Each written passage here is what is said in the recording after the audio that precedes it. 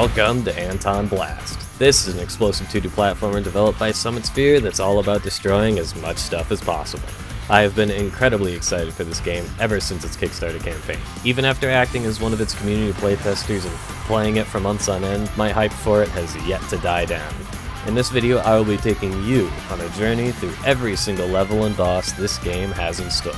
We'll visit sprawling cities, cinnamon-dusted mountains, hauntingly eerie mires, and many more strange places. I'll be doing my best to explain each level's mechanics and what I do or don't like about them as we go along. But trust me, we are in for a wild ride no matter what. So get comfortable, grab a spirit and a bag of chips, cause it's happy hour!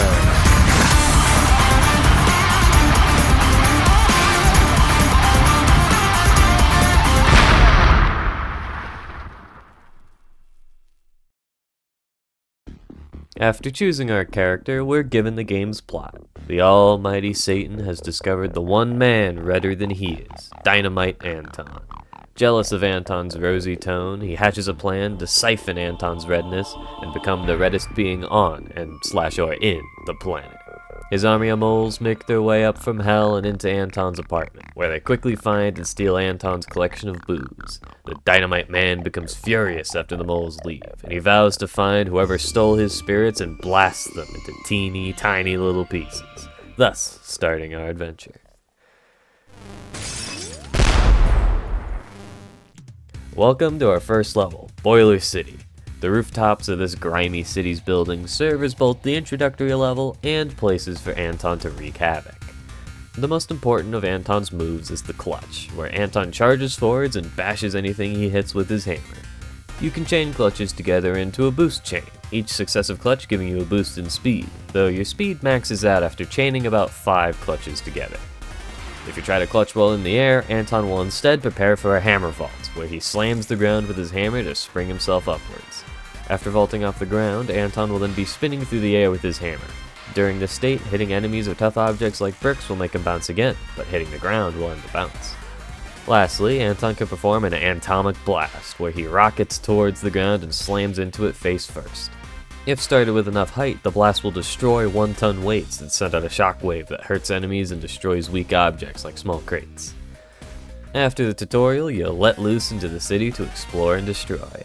The goal of each level is to find your spirit, activate Brulo's detonator, and run back to his elevator. While we're doing all of that, however, there's plenty of collectibles for us to grab. There are of course chips, small and large poker chips that give you points to spend, but each level also has 4 big collectibles.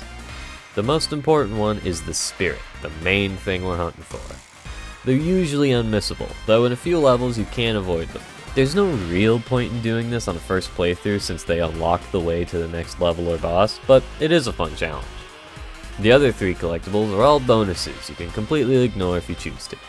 The cassette tape adds a new track you can listen to in the music room, Annie's mementos are random pieces of junk that currently serve no purpose other than being a collectible, and the spray paint unlocks a new skin for you to equip, which is automatically applied to you for the rest of the level.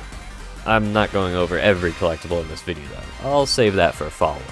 As for Boiler City proper, it's of course a very easy level. It introduces you to the absolute most fundamental mechanics and enemies in the game. Things like jumping into the background or onto the foreground, rolling down slopes to break bowling pins, and activating one of the 4 suit detonators to clear a new path forwards. It's still possible to die in Boiler City of course, in fact I bet the game expects it.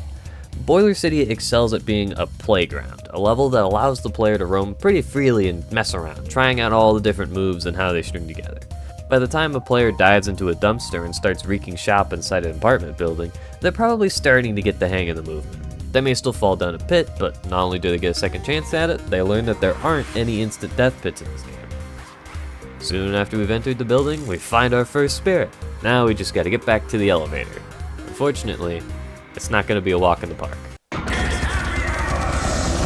Now that we've set Brulo's detonator, it's time to book it back to the exit before the level goes up in flames.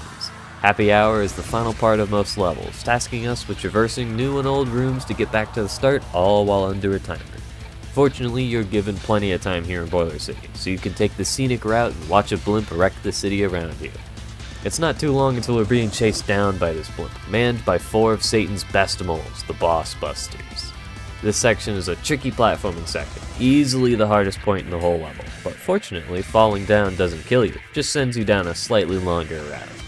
Overall, Boiler City is a great start to the game, managing to both serve as the game's tutorial and starting level, while also being fun to return to and replay on subsequent playthroughs. The adventure has only just begun, however, so let's head into the elevator and dive into the great unknown.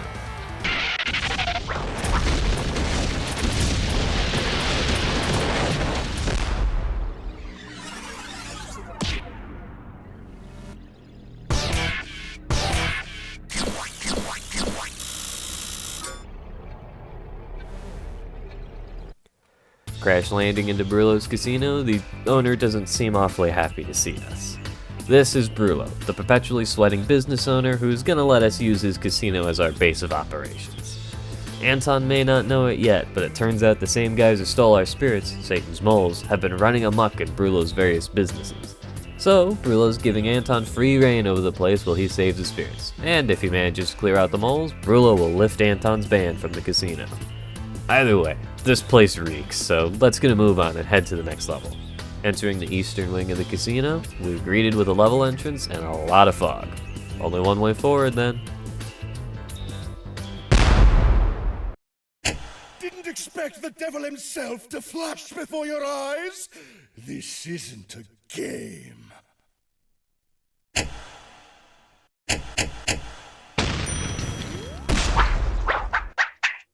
Welcome to the underside of the city, Slowroast Sewer. This is the game's first water level, which fortunately is not bogged down by subpar swimming controls. You could consider this level an extended tutorial. It's not much harder than Boiler City, and I see it more as a way to teach the player about swimming and transformations. Swimming around as Anton controls pretty similarly to how it does in games like Rayman Origins, where Anton will simply move in the held direction. Anton can't move in a perfect 360-degree circle, being confined to just the 8 cardinal and ordinal directions, but it works just fine. Feel free to use this level as a swimming playground. Getting familiar with swimming now will make a few upcoming levels a bit easier to manage on a first playthrough. The first notable mechanics introduced are water currents and geysers. In a few rooms, a door will be blocking the path forwards and can only be opened by a stream of water flowing into its connecting gear. These act like sort of a puzzle element for the level, requiring you to find the water current and unblock it to move forwards. Fortunately, the currents are never too far away from the door, so they don't drag out the level at all. Slowroast Sewer introduces the first transformation, that being the Sewer Shark. Found about a third into the level, the transformation has Anton mounting the Sewer Shark and going for a ride across the water. Most of the game's transformations make use of the two most used buttons in the game, jump and clutch. Here, both buttons do the same thing they do for Anton. Jump makes the Sewer Shark jump, and clutch makes the Sewer Shark charge forwards, which can destroy 1-ton weights that stand in your way. Slowroast Sewer I find to be a bit of a slower level than Boiler City, and that's great. ANTONBLAST is a game that can be played extremely quickly. Speedrunners are already showing off some insane movement, but the game is not designed to be played quickly on a first playthrough. This level will force you to wait, whether it's for the beels to stop electrifying the water, or for a current to open a gate for you. The sooner the player learns to take it slow and deal with threats and challenges through trial and error, the sooner they'll start to excel at the game. Trial and error is the name of the game when it comes to each level and boss. You get better and better through practice, and basically everything in the game works on a cycle, so enemy placements and hazard timings will be the same if the level is played in the exact same way. Even the happy hour segment leans into this a bit. I've seen players get stuck on the first half for a while, until eventually they know how the rooms are laid out and finally make it through. Slowroast also has another thing I love about this game: big ass set pieces. Activating Happy Hour also activates this giant contraption that sets the place ablaze, which illuminates the background and creates a really cool shadow segment. Slowroast Sewer as a whole is a great follow-up to Boiler City, as it eases the player into more difficult segments while also introducing mechanics and concepts that appear in the rest of the game. It's also wicked fun in time trials and combo chain, but those side modes are subjects for a future video. Now that we've wrapped up Sewers, our next destination is our first boss fight. Let's jump in and see who we're up against.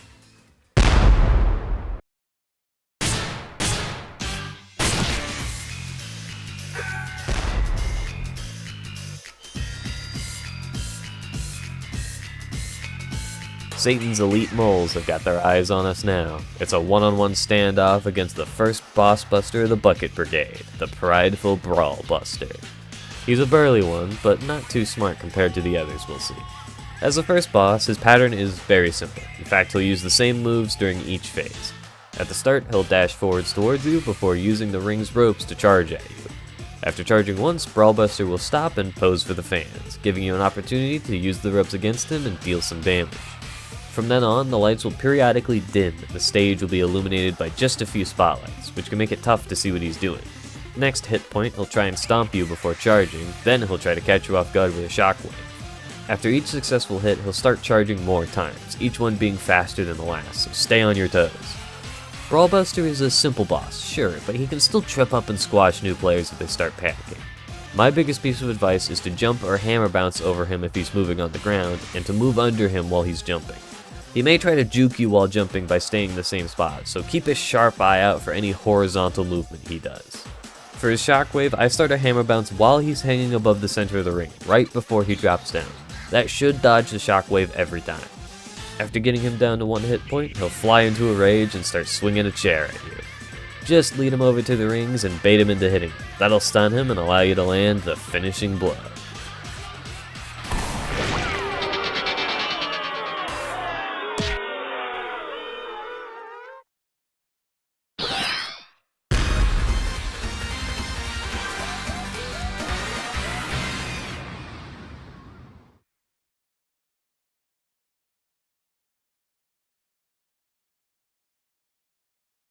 Our adventure's only just started, and Satan's elites are already coming after us. Things will keep heating up from here, so let's move forwards to the next level. To be read or not to be read? That is the question.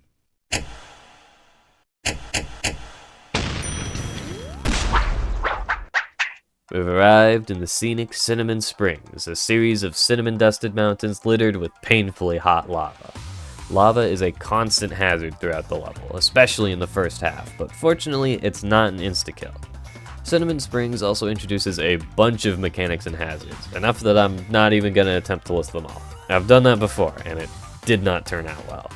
This level is built on tough platforming that you can attempt over and over again. Since lava isn't an insta-kill, it just bounces you upwards after dealing damage, you have a few chances to reach solid ground and collect yourself before attempting this segment again. Cinnamon Springs isn't all tough platforming though. When you're not avoiding pools of lava, you're likely being tossed all over the place by the spring's medley of obstacles.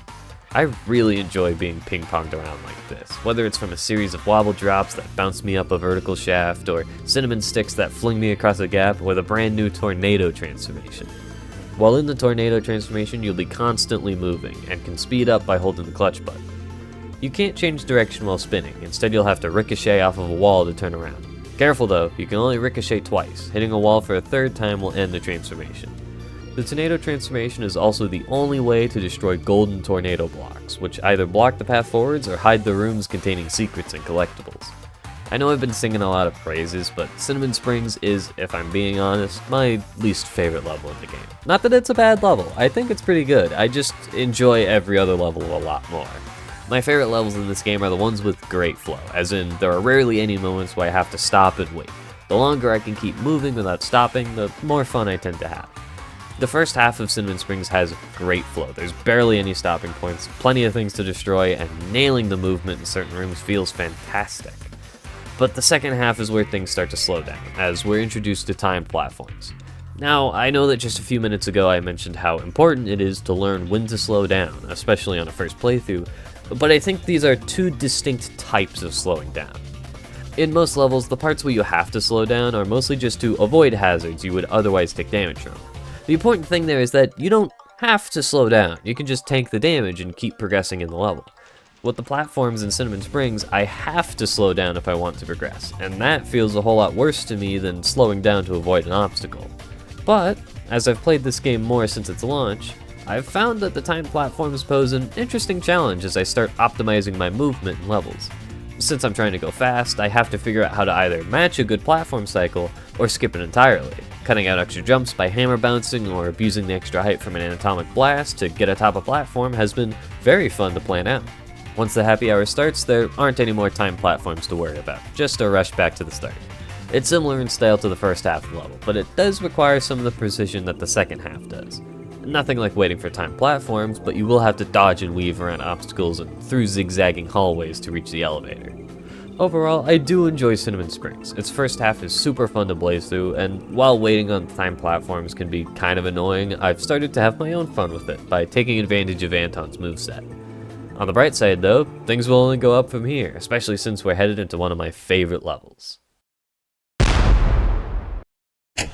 They say the devil was handsome when he was young. I say he still is.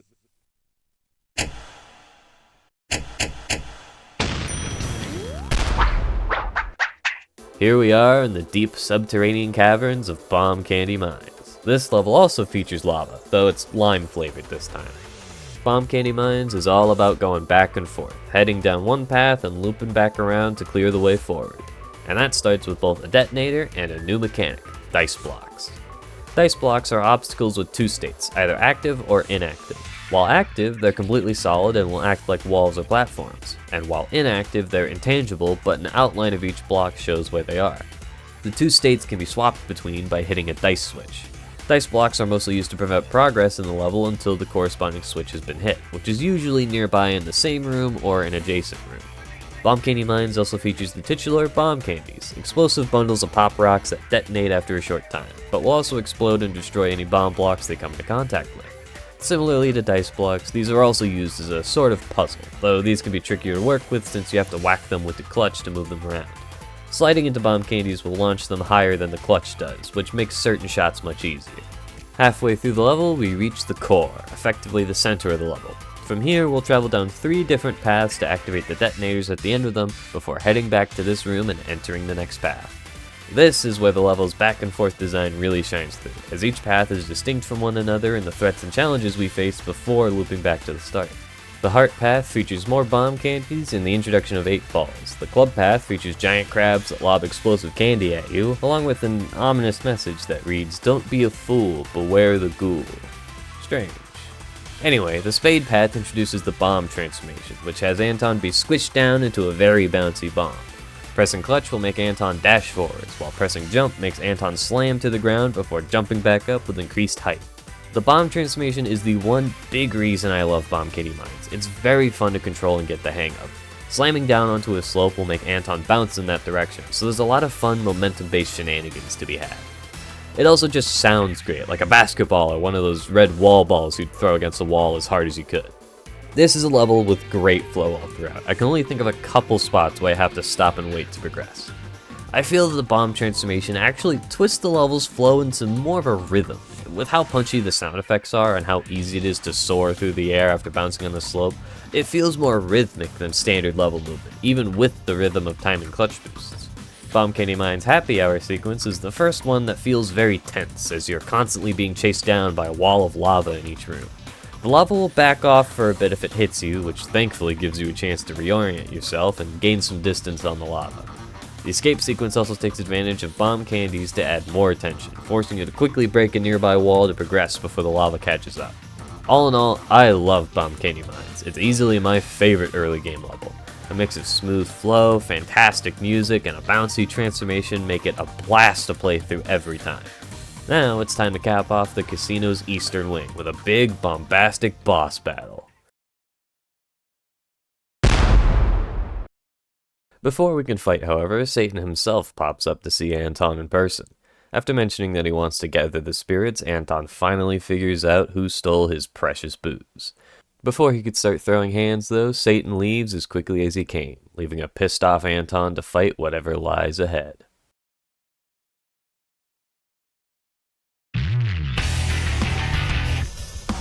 Our first battle is up against the Spirit of Lust, Ghoul.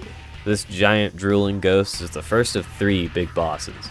The most notable difference from the boss busters is that there's little to no downtime here. You're just meant to keep damaging Ghoul as much as possible.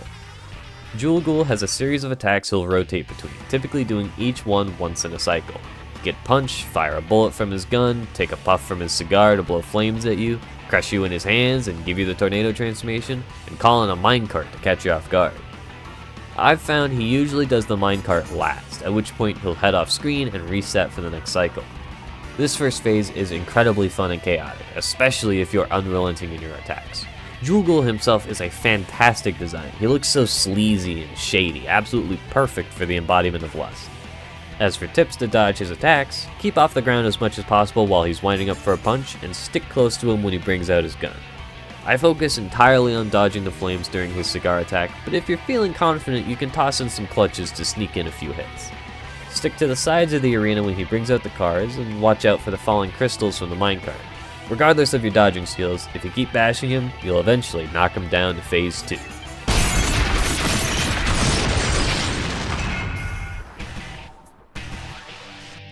Now inside Ghoul, we've got to shatter his heart to pieces. The dude's been huffing so many cigarettes that even his heart is having a smoke. In this phase, Ghoul's heart will slam into the cigarettes you stand on, gradually reducing the amount of space you have. After slamming the ground a few times, his heart will retreat, and some spiked projectiles that I assume are a part of Ghoul's immune system will take its place. They'll move around the arena, rolling across the ground after one cycle and bouncing on the ground after 2. Simply time hammer vaults between them to avoid their rolling. If they're bouncing, hammer vaults will be trickier to pull off without taking damage, but it's still doable. This entire fight is very, very fun. There's always something happening, and while that makes the fight very chaotic, it's still readable. At least for me it is. I can definitely see a new player being overwhelmed by the amount of stuff going on and all of the screen effects, so don't hesitate to turn off screen shake if you're experiencing that. There's something so cathartic about this game's big bosses. Just being able to repeatedly attack the boss without having to wait for them to become vulnerable makes the whole fight much more entertaining than traditional boss fights. After you bash his heart enough and shatter it to pieces, it's time to land the finishing blow.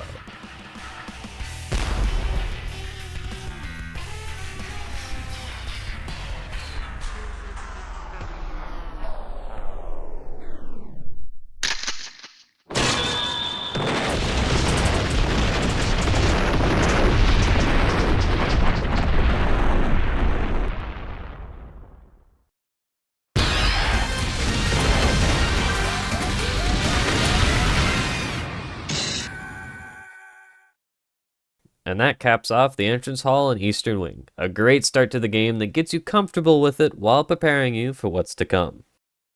Now let's head into the western wing and visit our next level. I'm working up a sweat being this gorgeous.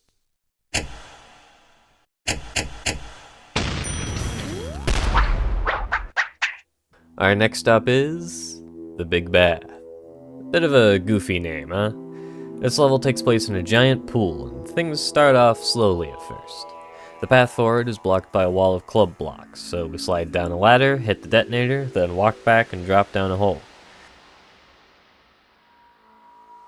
We drop into what will basically be a hub of sorts. You'll see what I mean shortly. In the next room, there's a friendly rubber duck. How nice. The Big Bath is this game's second water level, and I'd say it has the most swimming out of all of them. The water is littered with hate mines and fippos, though taking out the fippos usually deals with the hate mines. Big Bath also introduces another transformation, the torpedo. The torpedo transformation is very simple. You can steer the torpedo and that's about it. If it hits a wall at a shallow angle, it'll reflect off of it, otherwise it'll explode and return you back to normal. This transformation is typically used to clear out 1-ton weights in the water that you'd otherwise be unable to destroy. And after finding the spade detonator, we head forwards and end up back in that hub room I mentioned earlier. If you haven't figured out this level's gimmick yet, the next room should do the trick. It's called the changing room. The Big Bath is heavily inspired by things like the pool rooms and MyHouse.Wat. It's a level built and designed to fuck with you at every turn. It starts out subtle, like the ladder and wall disappearing in the room with the club detonator, but it gradually ramps up as the level progresses. The door to the changing room disappears when you walk back, only for a waterway to open up when you walk to the other side. And directly after that is a staircase that goes on forever in either direction, forcing you through one of many identical doors. And as one last example, hey, it's that rubber duck again. That's what I mean when I say it likes to fuck with you. The Big Bath is a level that makes up for what it lacks in gameplay by absolutely nailing the atmosphere. I'm not afraid to admit that I don't return to this level often since I find every other level to be funner than the Big Bath, but that doesn't lower my opinion of it at all. It's a level that sets out to unnerve you at every turn, and I think it executes that perfectly. The entire level feels like it's twisting and changing as you walk through it, as though it's intentionally misleading you and making sure you're trapped inside its walls. Fortunately, we're playing as Dynamite Anton. We'll find our way out soon enough. In fact, shortly after we grab our spirit, we carve a path out and land in... oh dear, the Great Hall. This is the only room like this in the entire game. Enjoy it while you can, or don't, I'm not your boss. Anyway. Big Bath's happy hour is very short, but still tries to mess you up. First, there's a barrage of Shelbies spitting explosive pearls at you. Next, you'll make your way through a quick torpedo challenge before ending up in a room filled with doors. Don't worry though, you're guaranteed to make it through eventually. After running back through the first swimming room and saying hi to... Duck's gone. Whatever, let's just get out of this place.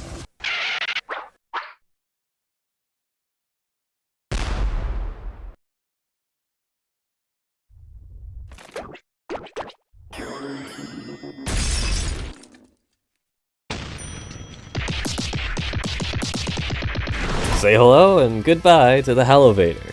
That bastard tried to trick us and keep us trapped in the Big Bath for longer, but we don't have the time to deal with its tricks. After a quick gauntlet of soaps, the flying black eyeball enemies, we finally drop into the starting room and can escape the Big Bath for real this time. Well, that was quite the level, huh?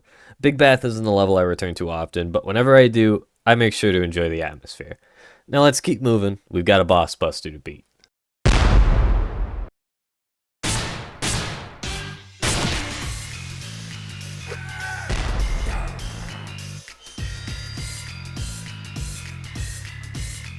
The Bucket Brigade is back with our next leader, the slothful Tallbuster.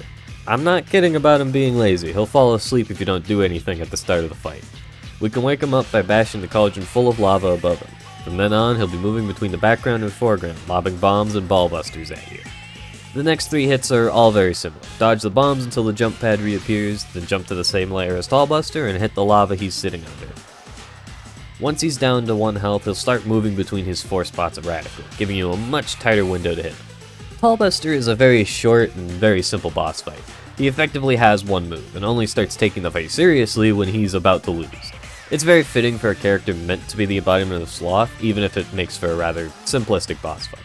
I wouldn't be surprised if Tallbuster just wants the fight to be over so he can go back to sleep, especially since he does this when you deal the last hit.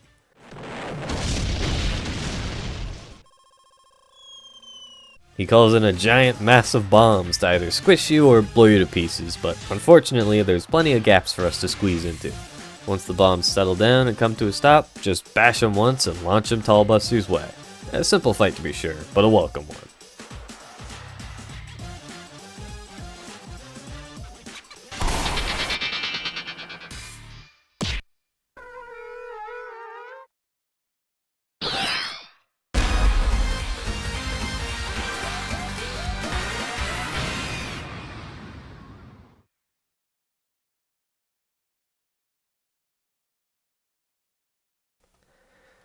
We've now fought 2 out of the 4 boss busters, and nearly half of all the bosses. Next up is another favorite level of mine.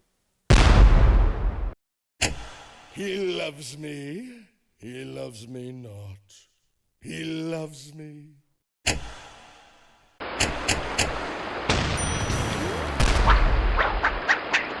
Welcome to Concrete Jungle. If the name's any indication, this level takes place in a jungle made of apartment complexes and concrete buildings. Very early on in the level, we encounter the first new mechanic, rail grinding. Anton can use his hammer to grind on any yellow rails found in this level, and quite a few future ones. Pressing down and up will make Anton swap between standing on his hammer or hanging underneath it, allowing him to dodge any saw blades that might cross his path. Pressing clutch will also make Anton spin and speed up briefly, making long rail grinding segments much quicker. Concrete Jungle also features 2 kinds of jams, sticky and bouncy. Sticky jam is applied to various walls and ceilings, and Anton can stick to the jam to climb up and down a wall or along a ceiling. Bouncy jam is, well, bouncy. Touching them will launch Anton upwards and to the side if a direction is held or the jam is angled.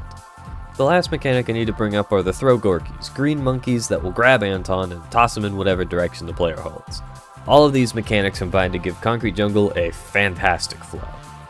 I mentioned earlier that I consider a level that keeps you moving to be a level with great flow, and to me, Concrete Jungle is the epitome of that. The level's main mechanics work together to keep you moving in one way or another, whether it be jumping from a rail into a cannon or being tossed by a monkey into some bouncy jam. I say it has great flow because the level's mechanics flow into one another. They smoothly lead you from one room to the next. Now, I will admit that the flow this level has may be a result of just how much I've played this level in particular. After all, once you're familiar with a level, it's not too difficult to memorize what's coming up next and be prepared for it. But I do genuinely believe that Concrete Jungle has a natural flow to it thanks to all of its mechanics. And that flow is especially important because this level is one of the longer ones this game has to offer. It's not absurdly long or anything, but I'd say it's similar in length to Cinnamon Springs, maybe a little shorter. It will undoubtedly take a while on the first playthrough, but that's just how first playthroughs go. Concrete Jungle is noteworthy for being one of the few levels to have 3 original songs for it, with one of those songs only playing in 2 rooms. One of those rooms happens to be where we find Danton, and have I not mentioned Danton yet? He's Anton's rival in Punching Bag. Brillo always hires him to repair his businesses, but Anton's destructive tendencies always leave Danton more bruised and battered than the level is. He'll be fine though. Probably. Concrete Jungle's happy hour sequence is the most intense so far, featuring a gauntlet of saws, throw gorkies, rails, and jam that will test your ability to pull off some tight platforming and fit through small gaps. The escape sequence, along with the rest of the level, leans into more of the ping-ponging I mentioned back during Cinnamon Springs. You're constantly being thrown around by throw gorkies, bouncy jams, cement mixers, and whatever else the level decides to throw at you. I'd go so far as to say that the escape plays itself at some points. I don't mind though. As I said back in Cinnamon Springs, I enjoy the ping-ponging. It's very cartoony and over the top, which is pretty in line with this game's style. Concrete Jungle is one of the few levels that I return to constantly. Its fun and fast level design combined with the great music and visuals create a level that, to me, stands out as one of the game's best. There are still a few levels that beat it, however. We're nowhere near the peak yet. Oh, hello. Are those real?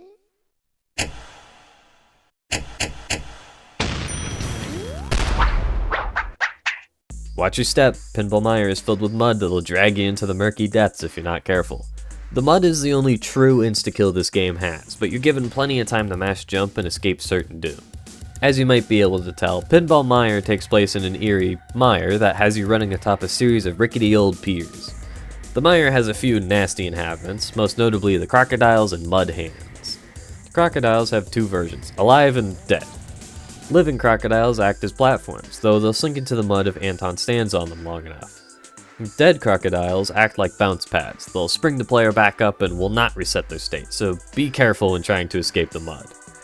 Mud hands, meanwhile, are ghastly hands that stretch out of the mud and try to grab Anton when he gets close. If they successfully grab him, they'll drag him down to the surface of the mud, giving the player a brief window to escape. You'll also find fish that mimic Anton's face and colors, and blunderbusters that launch giant pinball projectiles which ricochet off slopes. Pinball Mire is, at least at first, a level with a lot of tricky platforming that demands the player to actually pay attention and not blindly rush forwards, lest they misjudge a jump and fall into the mud. The level also expects you to understand how hammer vaults work by now, as you're required to bounce atop multiple regenerating blocks to press forward at a few spots. After entering an old shack found high up on the cliffside, we burrow through its floorboards until we end up in a giant cavern underneath the mire. This area of the game has one of my favorite songs on the soundtrack, that being an a cappella song heavily inspired by Crash to Insanity. In fact, the entire level is inspired by the level Cavern Catastrophe from that game. And that inspiration really shines through as we encounter this level's transformation, Pinball. Though I guess it's a Gashapon capsule. Either way, in pinball form, Anton rolls around and builds up speed on slopes. He can charge up a boost by using clutch, though if he goes too fast, he'll be flattened against the wall of the capsule and won't be able to clutch.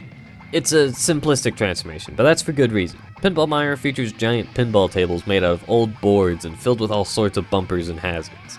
In these tables, your goal is to touch and flip over all of the cards so that they show Anton's face. Once all the cards have been flipped over, the fire underneath the 2 center flippers will disappear to allow the player to progress.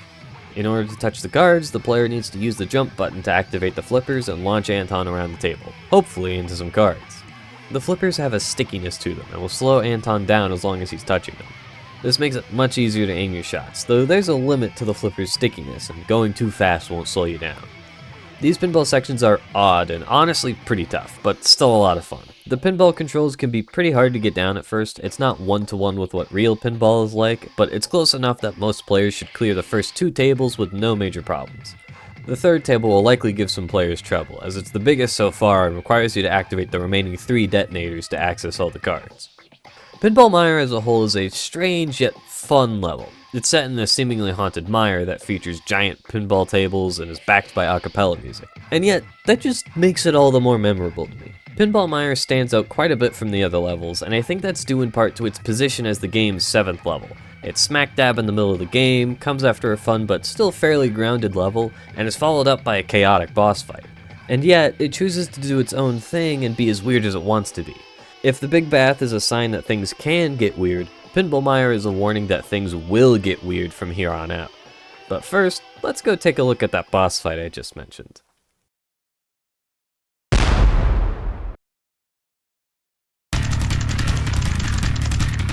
Our next big foe is the greedy and maniacal Freako Dragon. This dragon's fight takes place in front of a giant pachinko machine, while Anton fights from atop a line of synthesizer keys. Freako will swoop down and float across the top of the screen, giving Anton a window to bash his face in. After a couple of laps, he'll fly off screen and start his attack cycle. First, he'll pop in from the top corners of the screen and breathe fire towards the middle of the arena. By sitting beneath him as he spews flames, Anton can sneak in some cheeky hits. After every attack, he'll return to flying around the arena before flying off for another attack. He'll swoop around the pachinko machine and destroy 3 of the keys, charge across the screen and attempt to run Anton over, take out whatever key Anton is standing on, and just poke his head in from the side of the screen. All the while, his minions, the little freaks, will walk in from the sides and be a nuisance to Anton. This first phase is fast-paced and the epitome of the big boss's style of fights. Not only does Freako give you plenty of time to wail on him, there's a couple of attacks that allow for a few sneaky hits if your positioning is right.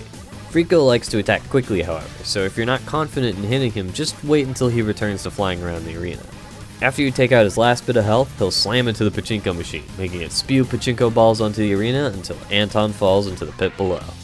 Phase 2 is a short one and has Anton hammer vaulting atop Freako's body, knocking out each pachinko ball he hits. Freako is of course not too happy about this, so he'll be sending in fireballs from the top of the screen to hit you as you try to destroy as much of him as possible. This phase can be incredibly short if you fast fall or spam ANTONBLAST, as you'll repeatedly slam into the pachinko balls much faster than if you just bounce normally. It's a good transition phase, a short break from the chaos of the first phase. After destroying enough pachinko balls, Anton will grab onto Freako's tail as he tries to escape. The final phase takes place on Freako, requiring Anton to find the cracks on Freako's body and shatter them to pieces. This phase pulls off a very cool style, reminiscent of the Super Nintendo's Mode 7 chip, allowing for a pseudo 3D effect in an otherwise completely 2D game. While Anton's busy tearing Freako apart, the dragon is desperately trying to get Anton off of him. The fireballs he sends down will sit on the ground for a short while before snuffing out, so if you can't make it to the next crack in time, just sit tight and wait for an opening. You can also look into the background and see where cracks are placed on upcoming segments, allowing for really quick kills. Freako Dragon is a fantastic and chaotic boss fight, perfectly encapsulating everything that makes ANTONBLAST what it is. It even has you sending Freako to Brazil to finish him off.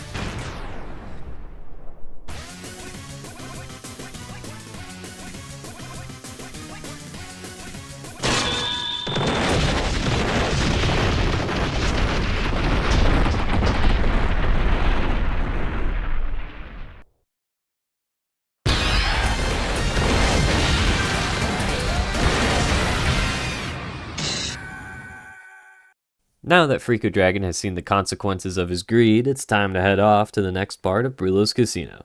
The top floor is where the game starts to bare its teeth, really putting the player's skill and quick thinking to the test. That Brulo has some skeletons in his closet for sure.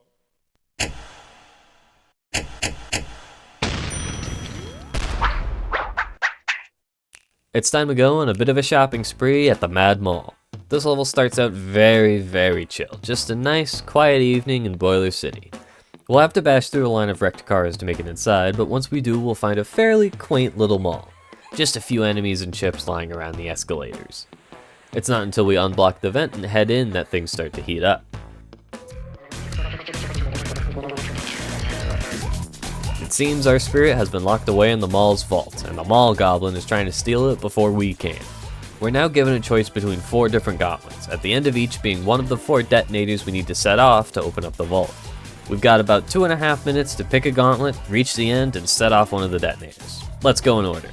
First, the Heart Path. This path starts off with a big line of bricks for us to destroy, but that's just for fun. The real path starts in the next room. Littered around the room are security camera enemies that watch a set area around them.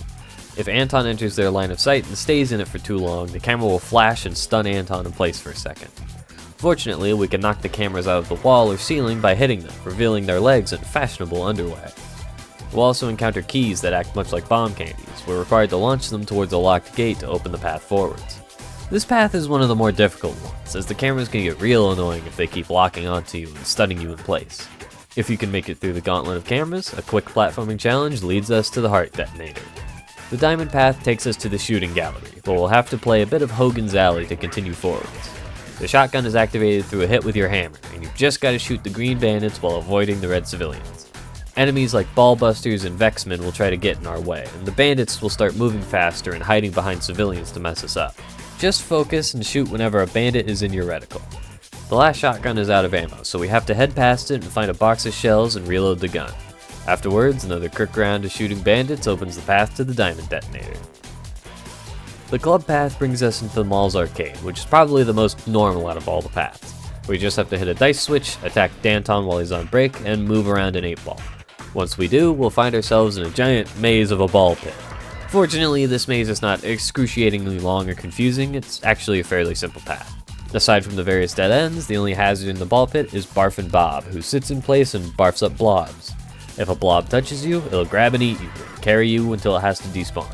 At first, getting grabbed isn't a big deal, but the second encounter with Barfin' Bob makes them much more of an obstacle. Just take it slow and jump over them, and we'll be at the club detonator in no time. Finally, the spade path is up next, and most people would agree that this is the toughest path. Here, we need to find and bash trash goblins, who are scurrying around the room and will run away from Anton if he approaches. If they hit a wall or obstacle, they'll attempt to jump over Anton and keep running. The best way to catch them is to hammer bounce just before you and the goblin reach the wall or crate, as you'll catch the goblin mid-jump and knock him out. After bashing 4 in the first room, another 4 need to be bashed in a second, more complex room. This room's layout makes it really easy for them to juke players with their surprising speed. My biggest tip for new players is to just take it slow and gradually corral a goblin to the wall, then hammer bounce into them. You'll want to time it so by the time they're starting to jump, you're already in the air, ready to meet them. Once you bash all 4 trash goblins, the spade detonator is free to set off. If you aren't able to activate all the detonators, the mall goblin will break into the vault and steal the spirit from us. After returning to the main room, we'll have to go through the mall's inner passages to find the mall goblin and reclaim our spirit. The halls are filled to the brim with macro demons acting as the mall's security force, though they're pretty harmless, if a bit annoying at times. However, if you're able to activate all of the detonators, the vault door will burst open and reduce the mall goblin to a pile of ash. The vault's treasure, and most importantly the spirit, is now ours for the taking. The escape sequence will also be much shorter. Regardless of if you got all the detonators or not, you'll still find your spirit and start riding a Segway out of this place. The Mad Mall is a wild but insanely fun level. It's really unique in its non-linear approach. You're allowed to go down whichever path you want, and while the level's gimmick can be hell for new players, I still think it leads to a very memorable level that stands out as one of my absolute favorites. Each of the paths offers a unique challenge that you can't get anywhere else in the game. Some paths are harder than others, the spade path is probably the most notable example, but even that still has a way to make it much easier to handle. It's a whack level, but a damn good one. Now we're heading into another boss fight, our 5th so far.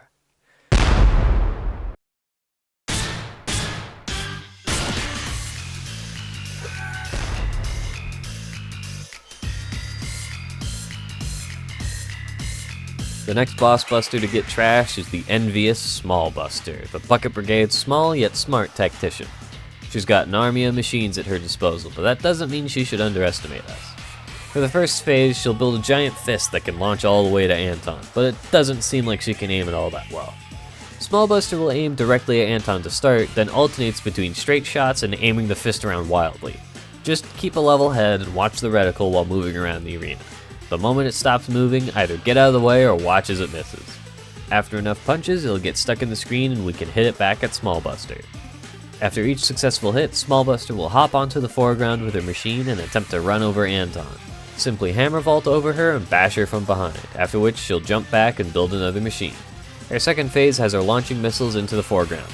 The purple missiles move incredibly fast. You need to start moving the moment the reticle appears. The missiles always fire in a set pattern. first with a hole on the right, then on the left, then in the middle, and to the sides. After that, she'll start using orange missiles that fall slower but send out a shockwave when they explode. Keep dodging the missiles as they come at you. Smallbuster is all about dodging her attacks until an opportunity to counterattack presents itself. It can be an overwhelming fight at times, especially when the missiles she fires fall super fast or she attacks relentlessly. It can be an overwhelming fight at times, especially when the missiles she fires fall super fast or she attacks relentlessly. This boss really emphasizes the need to keep a cool head and not panic if things start to go awry, as an opportunity will present itself, such as this giant missile that we can hit back at her. After we destroy that machine, she then builds one final contraption, where she throws whatever the fuck she can find at the foreground. There will be various Pippos, Brawlbusters, hate crates, and whatever else she can find thrown at you from her cannon. She'll start to fire things faster in a desperate attempt to beat you, but eventually she'll run out of ammo. What else is there for her to fire?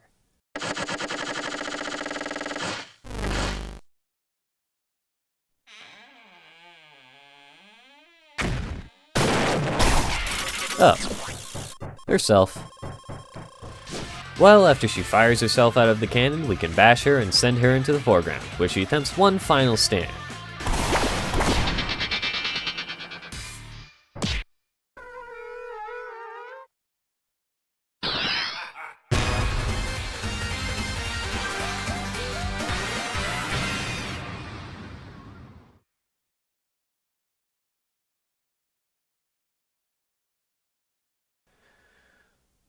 Smallbuster is, in all honesty, my least favorite fight in the game, but by no means is it bad or unfun. It's very creative and genuinely got a good laugh out of me the first time I played it, but it's the fight I return to the least.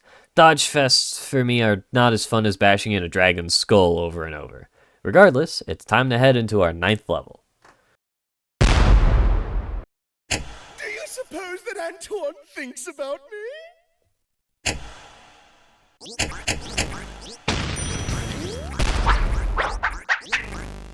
Now's when the game starts to ramp up in difficulty, right here in Crimson Factory. This level is a giant, well, factory, where basically everything is out to get you. You're more in danger of dying to the machinery than any of the enemies. Conveyors are the first of 2 big hazards featured in this level, and function exactly as you would expect. They move anything on them, and their speeds can range from pretty slow to pretty damn fast. There aren't any conveyors that can completely cancel your speed while clutching, which fortunately means there's no risk of getting stuck. And even if you could get stuck, jumping after hitting clutch will let you move at regular speeds, so a series of well-timed clutch jumps should get you past most conveyors. Later on, pistons become an active hazard, though they also act as platforms. They move up and down in a set rhythm and will squash Anton against the ground as a hazard, or will allow him to progress if used as platforms. Learning the rhythm is the most important part of dealing with any pistons you come across. Now, I will admit that factory levels in games have never been all that interesting to me, even though they can be really strong locations. It might be that I find them uninteresting because they're fairly real, in a sense. I find more fantastical locations a lot more interesting and fun to explore than real ones, and factories tend to lean more into the real category for me. Admittedly, this argument does kind of fall apart when you take into account other levels from this game. Boiler City is a grimy city, Slowroast Sewer is a sprawling sewer system, the Mad Mall is just straight up a mall. Those are all locales you can find in the real world too. But there's something about factories that just feels more real than all of the other real world locations that appear in games. There's also the factor of gimmicks. A lot of factory levels in games tend to have the same gimmicks. You know, conveyor belts that move you and pistons that crush you. Those gimmicks can really easily become super annoying and frustrating if used too much or set up in really weird ways. Now, of course, Crimson Factory doesn't just have conveyor belts and pistons. For instance, there's the jetpack transformation.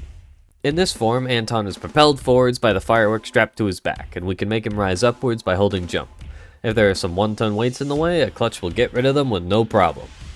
This level also has new enemies like Rippos, robotic Pippos that explode sometime after being hit, and Livies that drop hate crates on you during conveyor belt sequences. The level has plenty of fun and unique mechanics. And yet, something about the theming just draws me away from it. It's not a bad level by any means, it's tough but not infuriating. The jetpack segments are a lot of fun to fly through, and while the pistons can be annoying at times, I think they're a good obstacle that forces the player to time clutch boosts underneath them while maintaining their position on conveyor belts. But even with all of that, it's not a level I return to frequently. This game has many other levels that I find more memorable than Crimson Factory. Fortunately though, Crimson Factory is memorable in one aspect. it's escape. After going through a gauntlet of conveyors and pistons, a towering mech looms in the background. Going through a tough jetpack sequence and a line of cement mixers drops us right onto the spirit detonator. With the building blowing up, Mecha Satan comes to life and starts chasing after us. Crimson Factory's escape is much shorter than every other escape sequence, but Mecha Satan alone makes it an exhilarating one. Our goal in each room was to reach the end and hit the suit detonator, which damages Mecha Satan and opens the path forwards. Each room tests you on the level's gimmicks. First is conveyors, then pistons, then the boost rings you see throughout a few levels, and finally the jetpack. Hitting all the suit detonators will destroy Mecha Satan for good and let us reach the elevator, ending an intense escape and a tough level. Crimson Factory is here to show us the sort of challenges we'll be facing in future levels, and serves that role well. Before we can access the next level though, we've got one final boss buster to beat.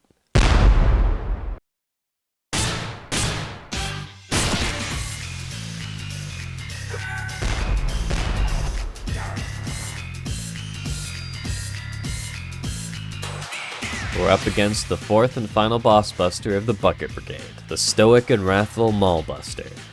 This fight serves as a test of our knowledge and skill with Anton's moveset. For lack of a better term, it's a dodge fest.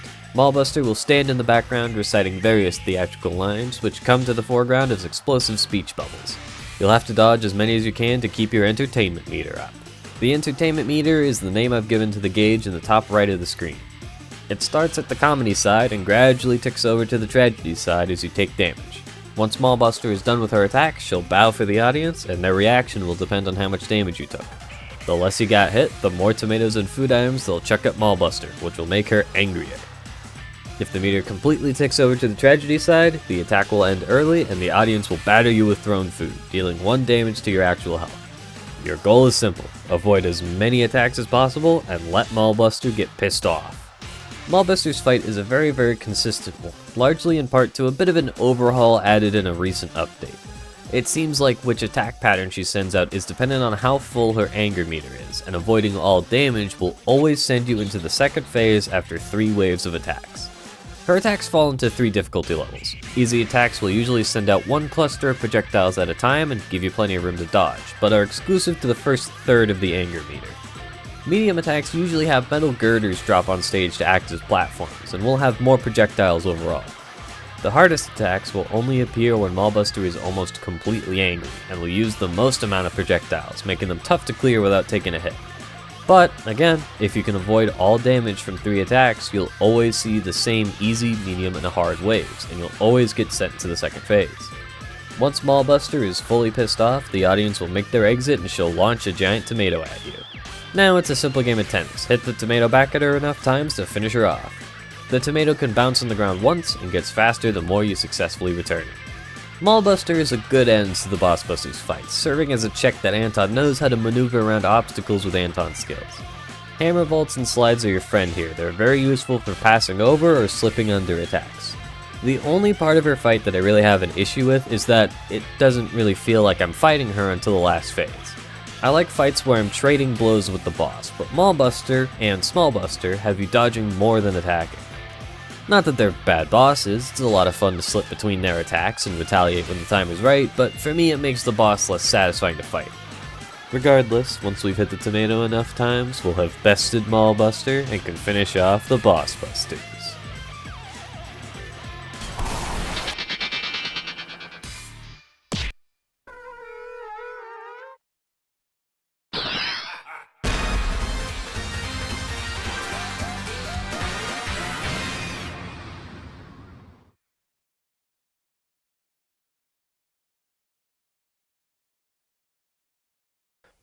Now that the boss busters are out of our way, we've got one last level on the top floor ahead of us. Let's dive in.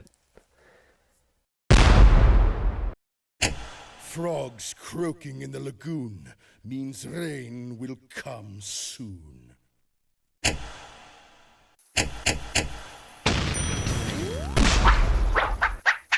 Time to tackle our final water level, the Mysterious Glasshouse. This is the game's longest level, and it is quite the marathon of platforming, so this segment may take a while. To start, the first third of this level focuses on 4 irrigation puzzles, where you must find a valve somewhere in the room and bring it back to the water pump, allowing water to flow through the glasshouse and grow trees you can use as platforms. The puzzles gradually increase in difficulty, requiring tighter movement to avoid obstacles and bring the valve to the pump. Soon after, you encounter Biff, a living thundercloud that'll zap Anton with lightning, killing him and activating the angel transformation. In the angel form, Anton will be lifted upwards by 2 microdemons until he slams into a ceiling, making him regain his corporeal form. The angel sections become a lot trickier further into the level, but fortunately you can hold down to make Anton kick his feet, slowing his ascent if you think you're rising too fast. The irrigation puzzles in the first angel segments are a nice way to ease the player into the gauntlet that is the Mysterious Glasshouse.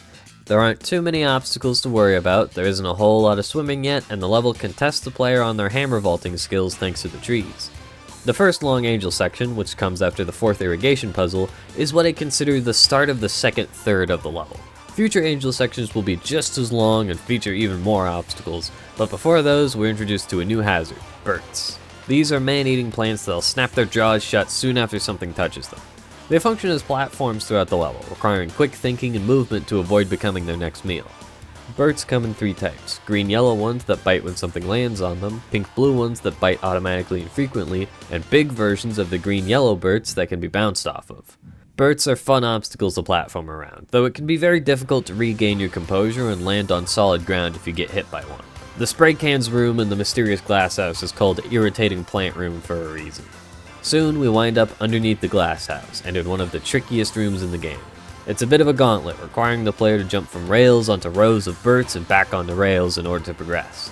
If you fall down, you'll be brought back to either the start of the gauntlet or the halfway mark if you're far enough in. It's a tough challenge, especially for new players, but learning the movement and successfully clearing it without falling is super satisfying. In the following room, multiple Biffs get used as obstacles, requiring the player to keep on the move, lest they get hit by a Biff's lightning and hit the pointy leashes lining the ceiling. We also encountered Anton for the last time, so be sure to knock him off the rail and take his lunch money. After a particularly grueling angel segment, complete with a microdemon trying to mess you up, we enter the guts of the glasshouse and start the final third of the level. Glasshouse's final stretch before happy hour takes place primarily underwater and features Slackjaw, a giant fish that sees Anton as its next meal. When nearby, Slackjaw will swim towards Anton to get closer. When it's close, it'll wind up before charging forwards with a powerful bite, attempting to eat Anton whole.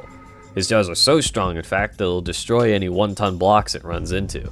Most of the rooms featuring Slackjaw will have you baiting it into a wall of 1-ton blocks to clear a path forwards.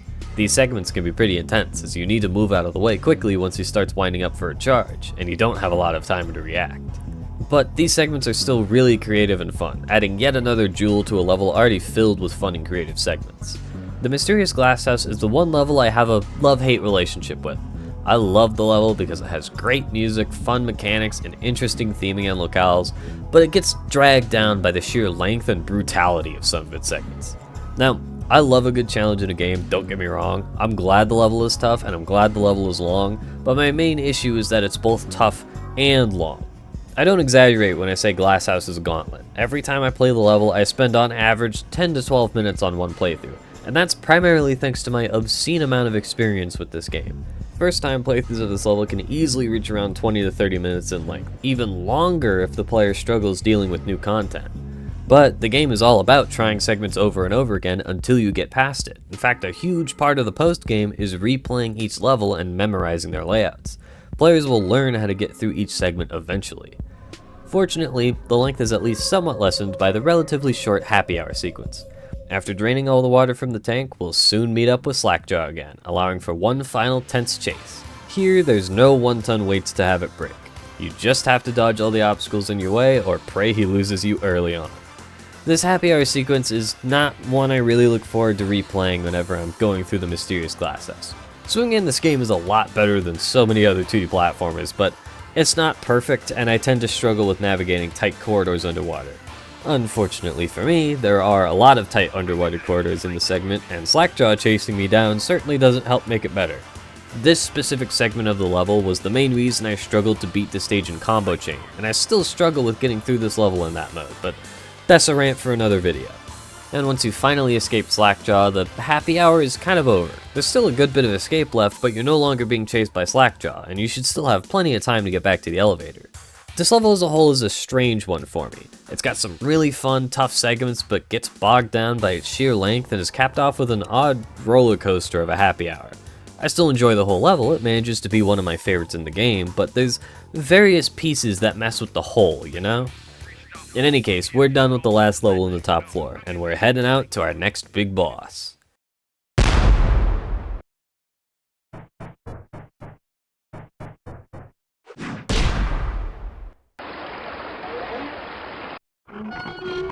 Our third big bad boss is the guardian of the endgame, Ring-a-Ding. Out of all the bosses, Ring-a-Ding is the one that attacks directly the least, only slamming his body down to try and crush Anton. But even then, he may not use that attack during this phase. Instead, he primarily summons his minions, Mini-Dings, to attack Anton. Mini-Dings come in two main forms, small silver bells and large golden bells. The silver Mini-Dings are the most common, being summoned in large numbers and either firing an energy shot at Anton or attempting to crash into him. When killed, silver Mini-Dings will leave behind a corpse that can be launched into Ring-a-Ding, dealing some minor damage to him. Golden Mini-Dings are the main threat, as they can shoot large beams to damage Anton and are completely untouchable. However, they can be used to damage Ring-a-Ding if they're positioned correctly when the beam fires. Much of Ring-a-Ding's first phase has you gradually damaging him with dead Mini-Dings and baiting beams into his path. You can damage him directly, of course, with a well-timed hammer vault, but you can't attack him nearly as fast as you could with Freako Dragon or Ghoul. In all honesty, I adore this phase in particular. Ring-a-Ding is a strange follow-up to Freako Dragon, going from this crazed dragon to a giant floating bell. And the music in this phase adds to the strangeness. It doesn't sound like any other song in ANTONBLAST. But those quirks are exactly what I love about it. It's a slower fight, tasking the player to focus more on dodging than attacking, and it isn't afraid to start throwing a lot at once to really test the player's skill. This is part of what I mean when I call Ring-a-Ding the guardian of the endgame. The first phase makes sure the player can handle a lot of enemies and projectiles at once, and it forces the player to keep their awareness high lest the guardian knocks them out for good. Now, despite the player needing to dodge more than attack, why do I like this way more than Maulbuster and Smallbuster if they're also focused on dodging? I think the main reason why is that it feels like I'm actually fighting Ring-a-Ding. I mentioned this during Maulbuster's fight, but I don't feel like I'm directly fighting the last two Brawlbusters since they're always hanging out in the background with no way for me to damage them directly. But against Ring-a-Ding, I can damage him directly. I may not be able to hit him as fast as the previous big bosses, but it feels a whole lot better than just waiting for him to finish his attacks. And the dead Mini-Dings you can launch up to him help supplement some of the damage you miss out on from the slower attack rate. When the player finally deals enough damage to him, Ring-a-Ding pulls out his trump card, sucking in a bunch of biffs and smiting Anton. Fortunately, ghosts with a desire for vengeance tend to stick around.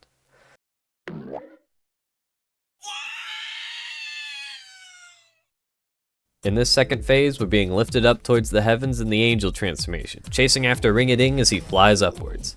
Along the way, we're being pestered by gold Mini-Dings and fierce winds.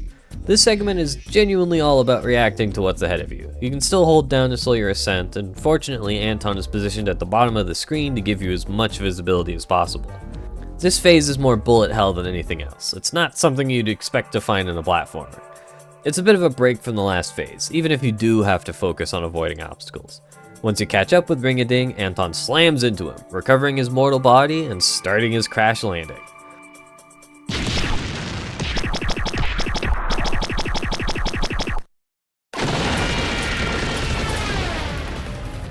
During this phase, gold Mini-Dings are a constant threat, forcing you to keep on the move and avoid their beams. It's a tough phase, as the atomic blast won't instantly stop moving when you let go left or right, meaning you might accidentally drift into a beam. As the phase reaches its end, the bells start spawning faster, leading to more beams being active at once. Fortunately, it does mean we're nearing the end of our descent and can bask in triumph over the boss.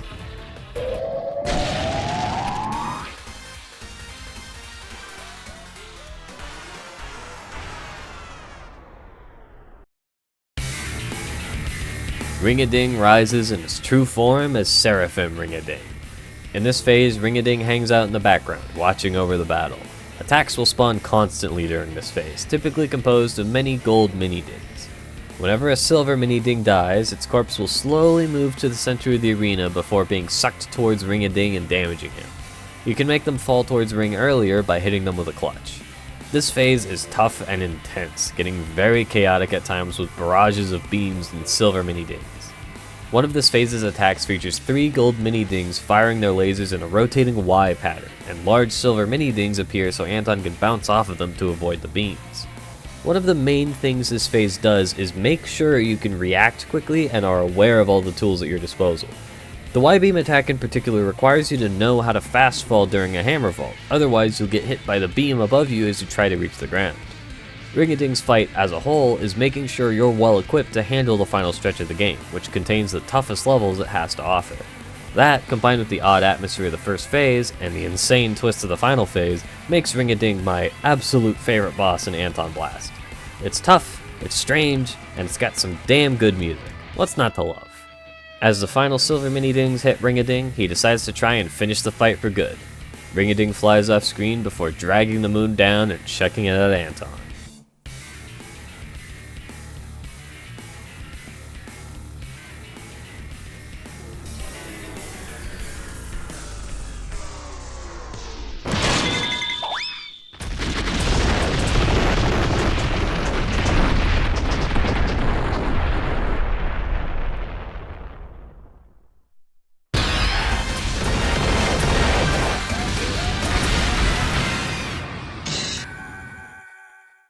With Ring-a-Ding out of the way, the path to hell opens before us. 2 levels stand between us and Satan.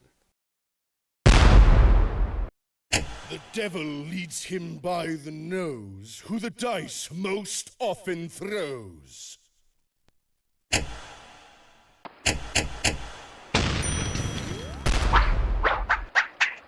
We've finally arrived in hell, but before we can bash in Satan's face, we'll have to make it through Deviled Gardens. This level is when the gloves come off, and the game starts expecting you to know what you're doing and have a handle on Anton's moveset. In fact, the second room in Deviled Gardens is a direct parallel to the second room of Cinnamon Springs, both being rooms designed to allow the player to reach high speeds if they use their moves appropriately. In my eyes, Deviled Gardens doesn't really start until you're past the first 2 hedge maze rooms, when we meet a new, if somewhat unsettling face. This is Moonith, a DJ who has a hold on one of our spirits but isn't going to give it up unless we help him set up for a party. We have 3 tasks to complete, our first being to drain the garden's pool and fill it with soda. This is Deviled Gardens' main loop, completing various tasks for Mooniths in this ever-changing hedge maze. It's a very interesting idea, and helps make this level stand out from others while telling the player that things are going to be a little different in hell. Once we reach the pool, we can start draining the water by dropping sponge blocks in and having them soak it up. There are even some bath bombs littered around if you want to change the color of the water and eventual soda. When the pool is completely drained, a slope at the end of the pool can be used to roll and gain access to the main valve, allowing us to turn on the faucet and fill the pool with soda. Interestingly, the sponges, bath bombs, and faucet were originally made for the big bath, but went unused as the level changed into a more atmospheric one, before finding a home here in Deviled Gardens. Now we can head back to Moonith for our next task, destroying Satan's boombox. This segment is much more of a gauntlet, introducing Medusa statues that launch projectiles which turn the player to stone if touched. While definitely an interesting challenge, the Medusa statues can be very annoying in this segment, especially when placed in spots with low ceilings. Fortunately, you can slide under the projectiles, usually destroying the statue in the process if you're close enough. Once you find the boombox and bash it, we can return to Mooniths for our third and final task, getting rid of the clock tower and Satan's curfew. For this, we'll enter the Harmer's Market and change the time to open the pathways to 3 different challenges. In arcade mode, each gate is given a random time, and you use the green button to change the minute hand, with the red button changing the hour hand. Watch out though, the clock face is flipped around and the hour hand moves counterclockwise, which is thrown off many players, regardless of if they know how to read an analog clock or not. And to make it even more fucked up, when there's only 1 gate left to open, a 13th hour is added to the clock. Now, it makes me wonder how many people gave up at this segment and couldn't beat the game because of a clock tower. The 3 paths locked behind the gates lead to small challenges, usually involving 8 balls and blotto fairies. Blotto fairies are passive enemies that float above their horde of bottles. If a few of their bottles are destroyed, however, they'll become enraged and teleport to Anton, floating above him and raining fire projectiles down. It's best to take segments featuring them slowly, as to avoid destroying too many bottles, though an 8-ball might enrage them anyway. After clearing all of the paths and hitting the heart detonator to destroy the clock tower, we can head back to Mooniths for the last time to claim our spirit. Unfortunately, we're not invited to his party, despite all the work we've done, and he boots us out before we can complain. Happy Hour starts with us in a proper hedge maze, but fortunately it's not a super complex one. It's a simple task of finding 2 dice switches and hitting them to proceed. This happy hour, at first, is a gauntlet of platforming, testing our mobility and capacity for stringing moves together. There's even a nice chunk of chips and crates we can grab by jumping on top of a wall and committing to a leap of faith. This section is one final challenge from Deviled Gardens before we make our escape. However, I did say it was a platforming gauntlet at first.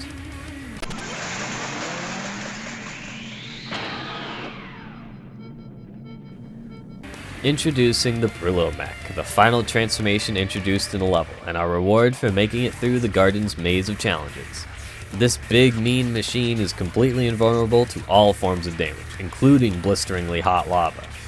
It comes equipped with dual chainsaw cannons, perfect for killing enemies and destroying any hedges blocking our path. Wizards known as Zodiacs spawn and summon enemies to stop us, though they aren't particularly effective at stopping us. Deviled Gardens as a whole is one of my favorite ANTONBLAST levels, despite how many different concepts are bundled into this level. It's a very tough stage that uses a wide array of challenges and mechanics to wrestle with, which sounds like a recipe for disaster. And yet, somehow, it manages to fit it all together and feel like one cohesive level. It shows the player the reality that Hell's levels are not going to be like the previous 10. They're going to kick your ass and demand more skill from you than any other level so far. The Brawlbuster mech is a great reward for getting through the level's challenges. Becoming an invincible killing machine and tearing through the stage's own terrain is a fantastic way to end off a tough level like this. Savor the moment while it lasts though. If you thought Deviled Gardens was a skill check, boy, we have only scratched the surface. The last level is the real skill check. There, don't smile because it happened. Cry because it's over!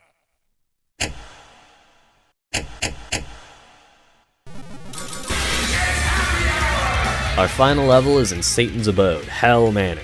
This is the true gauntlet, with Satan's army throwing everything they have at Anton in one last attempt to stop him.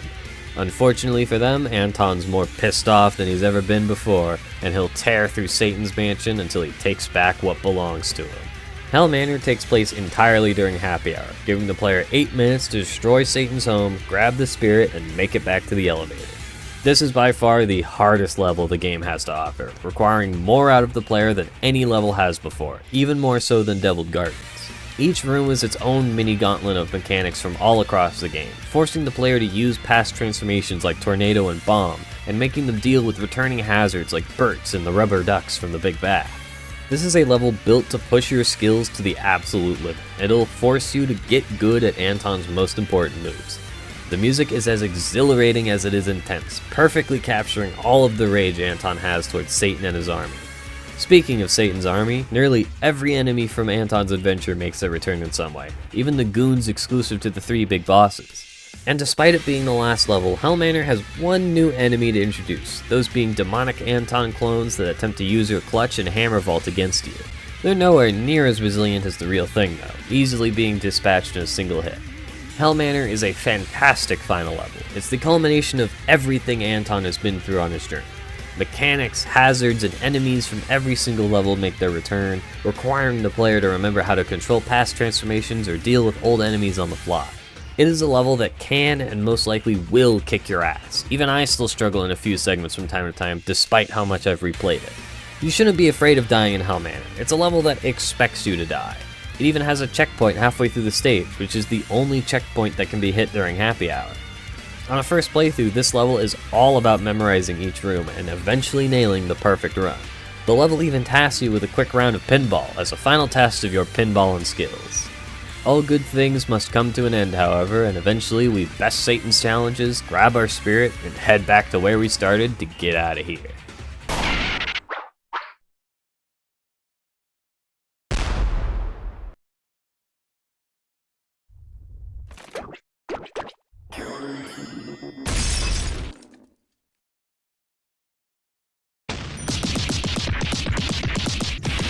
Of course, Hell Manor wouldn't let us off that easily. Satan's army has one last hurrah up its sleeve in an attempt to stop you. Fortunately, Brawlbuster left one of his mechs for us to use, so their attempt is quickly shot down by a barrage of chainsaws. All that remains is a tricky platforming challenge requiring good use of slingshots and clutch-boosted jumps to reach one final jetpack segment. The boss busters return on their blimp in an attempt to knock us down, but even they can't stop the rampage of a pissed off demolition worker. A series of cement mixers launches us all the way to the real elevator, capping off the most intense level this game has to offer.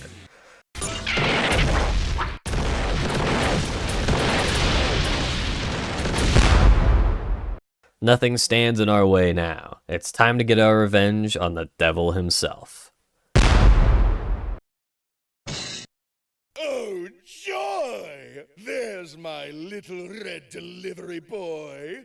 To think I didn't even need to rely on those bumbling moles.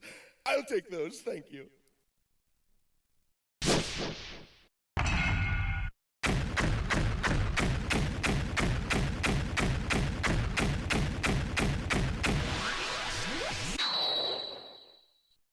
Now, there's just one last problem to deal with. It's finally time for the grudge match between the two reddest beings on the planet. Unlike the other bosses, who often had small enemies supporting them, Satan's fight is a pure one-on-one standoff. He starts out wandering around the arena and is completely invincible. Jumping over him or sliding under him are the best ways of avoiding contact damage. Eventually, he'll stop and use one of his attacks at random, each one being telegraphed. The main attacks you want to look out for are him grabbing his legs and leaping upwards and holding out a red Pippo. When he leaps upwards, he'll bounce off the ground with his ass, which you can bash with your hammer to keep him in midair and deal some damage. If he pulls out a Pippo, he'll perform a slingshot and crash into the wall, leaving him completely vulnerable. This phase is a bit of a song and dance with Satan, as he skips around the room and performs attacks with a certain rhythm that you have to parallel. Sliding under his skips, bouncing him in the air, avoiding the demons he rains down from above, it all carries a rhythm you must maintain. It really is important to keep that rhythm of dodging and attacking going, as Brullo will not pop in to give you health crates if you're running low. What you start with is all you get for this phase. It's a tough phase, not just on a first playthrough. Getting distracted or losing that rhythm can easily make things spiral out of control. Maintaining a level head is a very important part of handling this phase. Much like Hell Manor, you're expected to die all throughout this boss fight, but there are checkpoints after each phase, just like the past 7 bosses. So long as you stay steady, you'll get the better of him for sure. Once you've gotten the best of him, Satan is launched to the center of the room, stunned and primed for the finishing blow.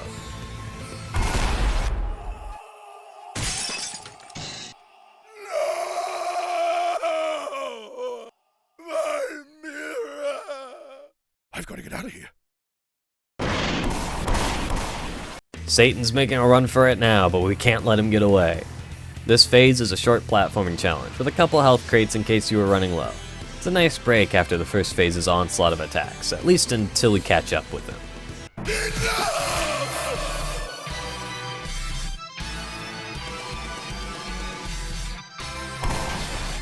Having transformed into a monstrous spider, now the tables have turned and we're the ones running away. Spider Satan will be chasing us down as we attempt to retrace our steps and make it back to the throne room. Various obstacles will stand in Anton's way, and if Satan catches up, he'll deal damage and fling Anton forwards. Keep a level head and you'll make it through with only a few scratches, if you're lucky. Unfortunately, Anton trips and falls, knocking him out. With nothing in his way, Satan can finally achieve his goal and siphon the red right from Anton.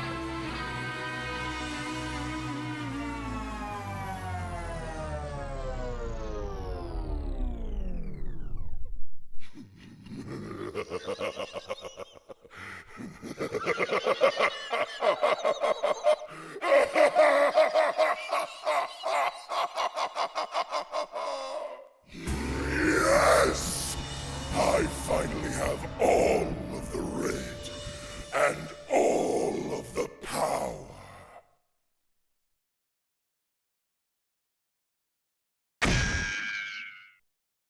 Now that I'm the reddest thing on the planet, it's time to start thinking about a mate.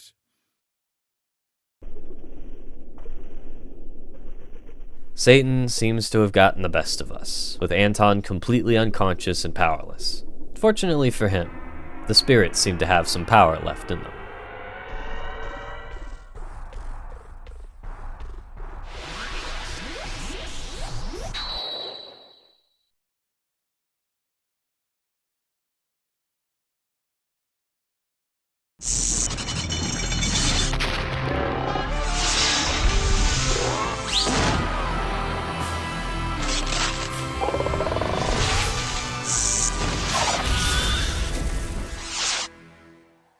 Having taken on the power of the spirits, Anton crashes back into the throne room in a new demonic form. Satan, understandably surprised, calls in Ghoul, Freako Dragon, and Ring-a-Ding to deal with Anton. But their weakened state and Anton's newfound power make the fight a wash, leaving only the boss busters left to deal with him. However, they crash their blimp into the throne room, destroying Satan's castle for good and sending everyone plummeting downwards. A short dodging sequence follows, just move left and right to avoid the missiles flying at you. I guess it's true. If you want something done right, you have to do it yourself. Now the final fight really begins. It's a showdown between Oni Anton and Giga Satan, and it will only end when one of them is defeated.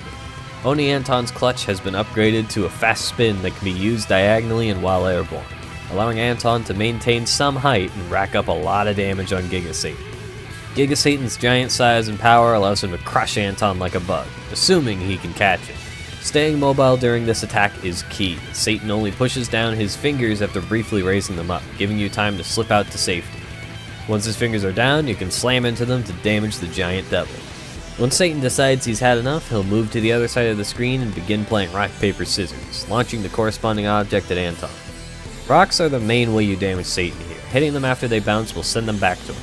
It is possible to finish this attack in one cycle if you hit all the rocks, but if not, he'll call down stacks of paper before summoning pairs of scissors to damage you. Using the papers as platforms will help avoid the scissors, though if you're good at maintaining your height in midair, you won't even need to use them. Next, he'll move to the center and summon 4 giant micro-demons, who will send smaller micro-demons to the foreground as missiles.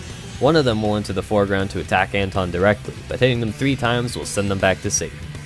It can be hard to avoid damage in this phase thanks to the micro-demon missiles, so don't be afraid to focus on dodging for a moment if you need to regain your composure. The last thing you want to do is start freaking out. Once this attack is finished, the attacks loop one more time, although with faster and more difficult patterns. This phase is a fantastic brawl. It truly feels like a standoff of titanic proportions. Despite ANTONBLAST's silly premise, it's hard not to get enthralled in this boss fight. It is difficult as all hell, but man is it so satisfying to damage Giga Satan and fly around like crazy as Oni Anton. This phase excels at showing the scale of everything. When you finally depleted his health bar, Satan will jump to the foreground and start stomping his hooves, sending out shockwaves to damage you. Attacking one of the legs enough will make him pull it away, and doing the same to the other will make him fall directly on you. Now just mash the clutch button to literally beat his ass and begin the next phase. Satan lifts us up and holds us in his hand as we start bashing his face in. He'll summon more lasers to attack us and block off sections of the screen, all while his eyes fire bouncing projectiles that can be difficult to spot in all the chaos. Fortunately, Anton's health is completely refilled at the start of this phase, allowing us to go ham on his nose for a while. This phase really emphasizes how much larger Giga Satan is compared to Anton, and yet Anton continues to beat the snot out of him. Once his nose is wrecked, we can start attacking his eyes, even though we'll now be pestered by tracking lasers and Satan's crown. The crown will periodically drop down and grab us, dealing damage and locking us inside until we bust out. The crown can be very annoying to deal with. Even if you keep an eye out for when it's about to slam down, you may not be able to dodge in time. Remember that you can clutch diagonally while in midair, so use that to attack his eyes as much as possible. When both of his eyes are black and bruised, his crown becomes vulnerable, letting us destroy his sign of royalty.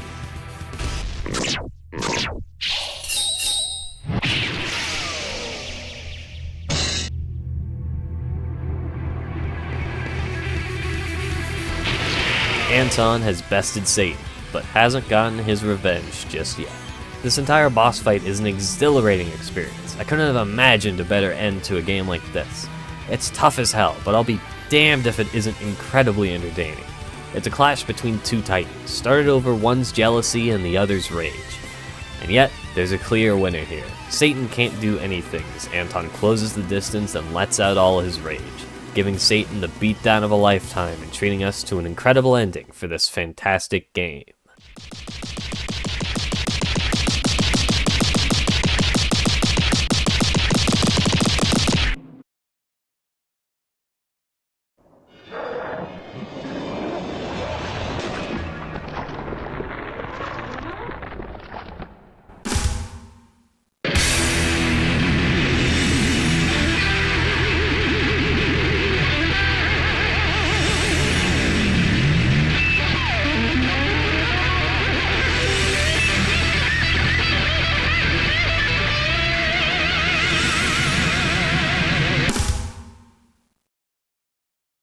Having been thoroughly bested, Satan mourns the loss of his castle, his mirror, and his redness.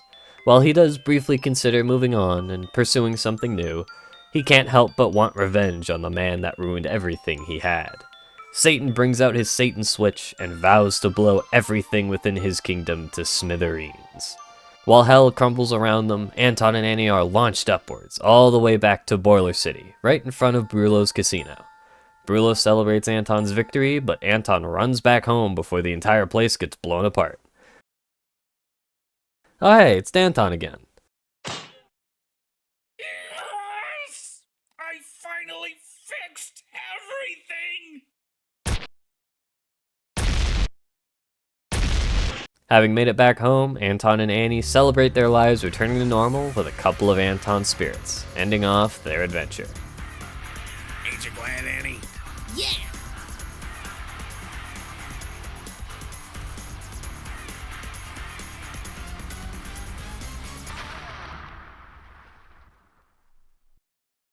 And that was ANTONBLAST. I cannot express just how much I adore this game. Front to back, it is a wild, stylish, thrilling adventure through colorful and creative levels that I never get bored of replaying. One of ANTONBLAST's biggest strengths is just how damn fun it is to play. No matter how many times I return to each level, I just haven't gotten tired of it, and I doubt I will anytime soon. When I finished playing Pizza Tower, I thought for sure it'd take a long time to find a game that grabbed me as much as it did. And yet, ANTONBLAST has knocked it out of the park for me. It is loud, it is aggressive, it is difficult, it is everything I wanted a game like this to be, and it is so much more. I haven't even talked about all of the extra content in this game yet. There are time trials where you aim for the best time possible, and combo chain where you try to build as high a combo as you can. There are so many different skins to unlock and secrets to find, and it's all connected by the game's fantastic controls and movement. Every move flows into each other so well, I rarely feel like I don't have control over my actions. Every level is varied and unique while incorporating fun gimmicks and mechanics that may be exclusive or may appear in other places. I don't say this often, in fact, I rarely say it, but I truly think that ANTONBLAST is one of the best games I have ever played. It resonated with me far more than any other game I've played, and only a couple have come close. It demands a lot of skill from me, it doesn't like to waste my time, and it gives me the tools I need to tear through every level as I possibly can. I cannot recommend this game enough, especially if you're a fan of 2D platformers. Before this video ends, I have some people I would like to thank. Firstly, a huge thank you to everyone at Summitsphere for not only putting this fantastic game together, but for inviting and allowing me to playtest this game before release. Getting to playtest ANTONBLAST for a few months was genuinely one of the coolest things I've ever done. I treasure every single memory I have of those 4 months, and I won't be forgetting them anytime soon. Secondly, thank you to the people you see on screen. These are my friends who supported me during this video's production or helped out in some aspect of the video. Having a solid group of friends who were invested in this project and helped me through various health issues was a massive relief over the past few months. As the world goes to shit, having a group of people I can rely on is all that more important. Next, thank you to all of my subscribers who were patient enough to wait for this video's completion. Every time I announced that the video was delayed, I had people saying they were looking forward to the finished thing, and that really helped me keep working on it. While I wish I had finished it sooner, I'm glad I took my time and finished it when I was ready. Finally, thank you for watching. This has been a huge passion project of mine over the past few months, and it truly means a lot to me that you watched through to the end. I don't ask this often, mostly because I don't like doing it, but if you enjoyed this video, I'd be grateful if you liked it, left a comment, shared it around, and subscribed. I have more videos like this one coming down the pipeline in the future. Hopefully, this video marks the start of a new era for this channel, one where I'm satisfied with all the videos I put out. Again, thank you to everyone I mentioned, thank you for watching, and I will see you all in the next video. I hope you had as much of a blast as I did.